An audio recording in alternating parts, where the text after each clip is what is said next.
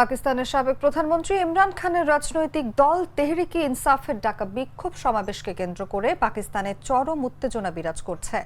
রোববার দলটির নেতাকর্মীরা রাজধানী ইসলামাবাদের দিকে যাত্রা শুরু করে, তবে সরকারি বাধায় তা থমকে যায়। তাই আজ ইসলামাবাদের দিকে যাত্রা শুরু করবে তারা। পিটিআই নেতা শওকত ইউসুফজাই বলেছেন, বিভিন্ন স্থান থেকে মিছিল নিয়ে ইসলামাবাদের উদ্দেশ্যে যাত্রা শুরু করা হয়েছিল, কিন্তু বিভিন্ন বাধা ও বড় মিছিল হওয়ায় ধীর গতিতে মুভ করা হয়। ইউসুফজাই বলেছেন, কেপিসিএম গন্ডাপুর শান্তিপূর্ণভাবে যে কোনো মূল্যে ডিচকে পৌঁছাতে চায়। দেশটির সরকার পিটিআই এর এই বিক্ষোভ সমাবেশ যে কোনো মূল্যে ছত্রভঙ্গ করতে চায়।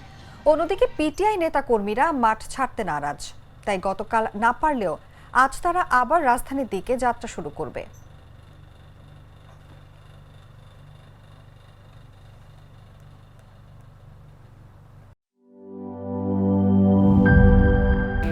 স্যার, আমাদের নতুন প্রোডাক্ট সিক্সার্স দেখতে তো ভালো, খেতেও ভালো। তুমি একটু বেশিই বলো। জানি স্যার, বিশ্বাস করবেন না, তাই সুপার স্লো মোশন ক্যামেরা নিয়ে এসেছি। দেখেন স্যার, চকলেট পিনাট ক্যারামেল ও নোগাটের দারুণ কম্বিনেশন এলো সিক্সার্স চকলেট কোটেড বার। পুরোটা এনার্জি।